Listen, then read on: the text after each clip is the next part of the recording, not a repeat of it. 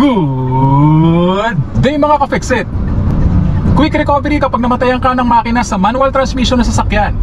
Yan ang ibabahagi ko sa iyo ngayon in this episode of Fixit Dennis, fixing the way we drive.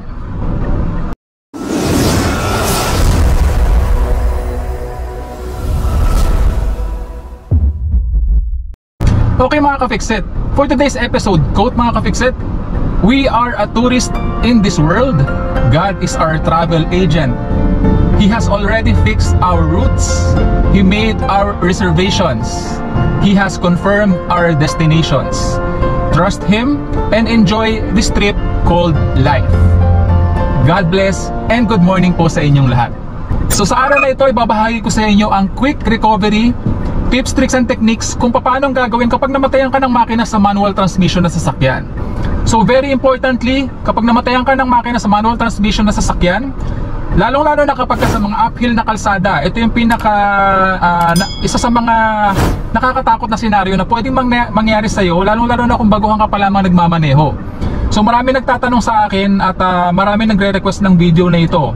Paano gagawin kapag namatayan ka ng makina sa manual transmission na sasakyan, lalong-lalo na sa mga uphill? So meron akong ginawang detailed video on how to recover from a stall when driving on an uphill, flat, and downhill road. So ilalagay ko yung link ng video na yun sa upper right portion ng video na ito, sa description below para mapanood mo. Itong video na ito, magfo-focus lamang tayo sa quick recovery kapag namatayan ka ng makina. Kasi it's very important na kapag namatayan ka ng makina, lalong-lalo sa mga uphill na kalsada, na makarecover ka kaagad. Dahil yung mga sasakyan na nasa likuran, yung mga sasakyan na nakasunod sa'yo, magkukos ka kasi ng traffic kapag namatayan ka ng makina. At kapag masyado kang nagtagal sa portion na yon, sa moment na yon na namatayan ka ng makina, magkukos ka ng traffic and frustration sa ibang drivers na nakasunod sa'yo. Importante din na calm and compose ka, no? Kalmado, compose, and be ready always kapag nagmamaneho, lalong-lalo na kapag sa mga uphill road. Okay? Siyempre, ayoko namang sabihin take your time, pero do the steps correctly and as fast as you could para mapaarangkada mo ng maayos yung iyong sasakyan.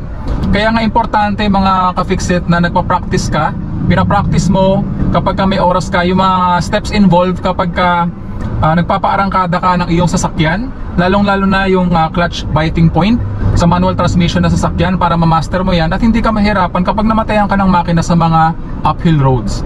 Dalawang klase ng pagpapaarangkada kapag namatayan ka ng makina sa mga uphill na kalsada ang ibabahagi ko sa iyo ngayon.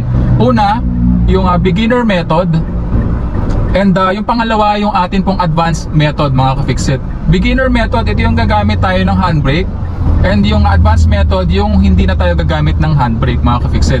Considering na kabisado mo na yung clutch biting point ng iyong clutch, and maayos ka na magpaarangkada ng iyong sasakyan. Dahil kahit sa mga advanced drivers mga ka-Fixit, hindi maiiwasan minsan na mamamatayan tayo ng makina sa mga paakyat na kalsada. May mga pagkakataon na wala tayo sa focus magmaneho, may mga pagkakataon na may distractions, or may mga pagkakataon na may sira din naman yung sasakyan. Pero dito sa video na ito, considering na all working properly yung iyong sasakyan at walang problema yan, let's get right into it mga ka-Fixit. Okay, gawin na natin yung beginner method mga ka-Fixit. So tapakan ko yung brake pedal natin, disengage natin yung ating handbrake, clutch all the way down, umarangkada na yung sasakyan na nasa harapan at aarangkada na rin tayo, first gear. Okay, so beginner method, pag arangkada mo, namatayan ka ng makina, so quickly press the brake pedal, engage the handbrake, clutch all the way down, start the engine. Okay, then siguraduhin mo naka first gear ka, ilagay mo sa clutch biting point yung iyong clutch, magbigay ka ng gas, bitawan mo yung brake pedal at disengage mo yung iyong handbrake para makaarangkada yung iyong sasakyan. Okay, that is the beginner method mga ka-Fixit. So ulitin natin yan one more time, beginner method, quick recovery. Okay, so clutch all the way down, nakatapak ako sa aking brake pedal para hindi ma-atras yung ating sasakyan pag disengage ko yung ating handbrake.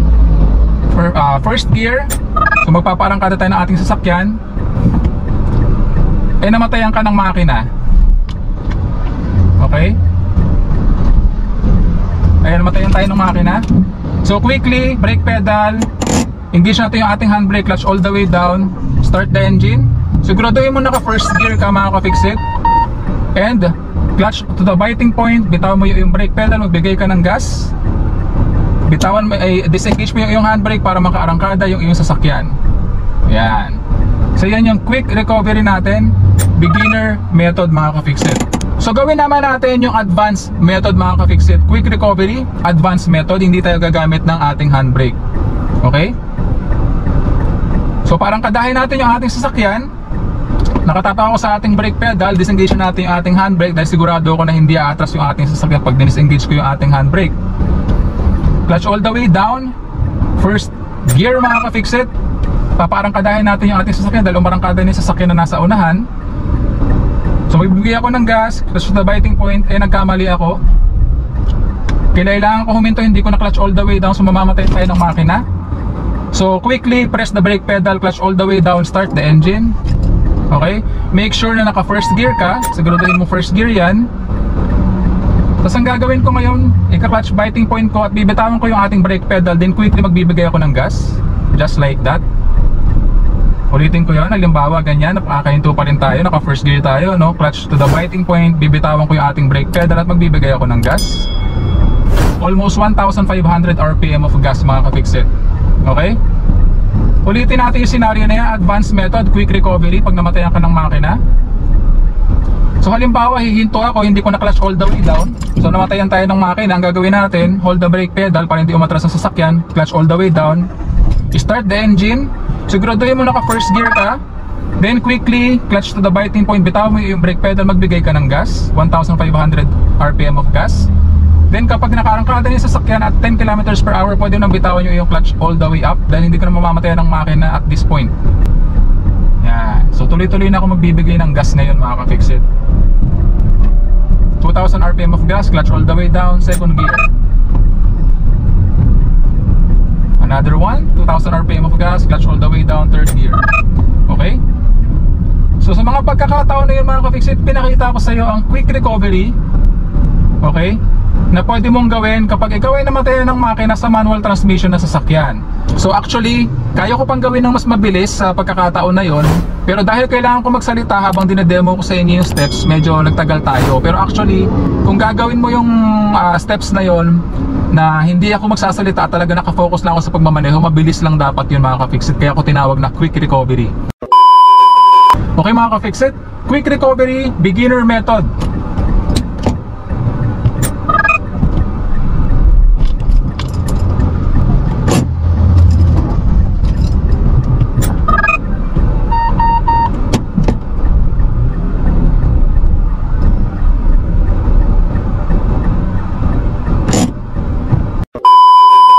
Okay mga ka-fixit, quick recovery, advanced method.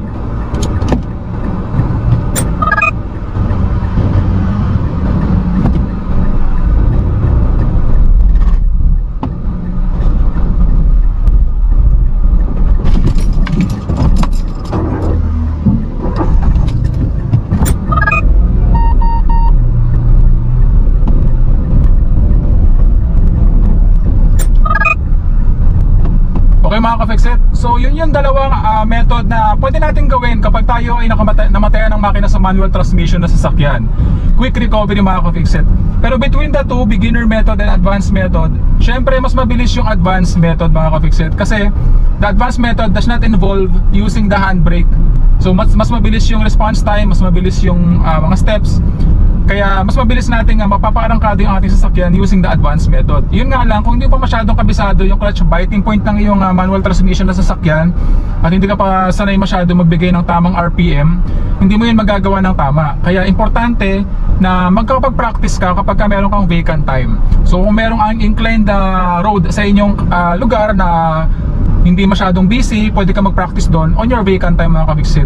Kasi kaya gaya nga lang palagi ko sinasabi, palaging tatandaan na walang sino man ang pinanganak na magaling.